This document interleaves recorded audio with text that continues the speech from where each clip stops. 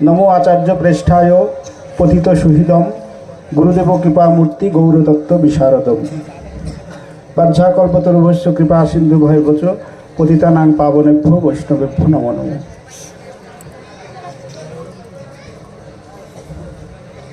তো মহারাজের অনেক কথা, আমার সৌভাগ্য হয়েছিল যে আমি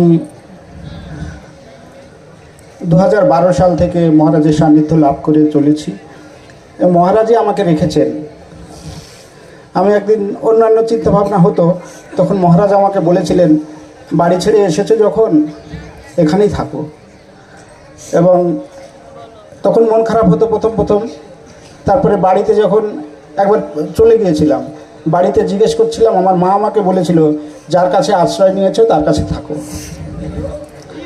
তো সে থেকে অনেক প্রতিকূলতার মধ্যে দিয়ে চলছে মহারাজের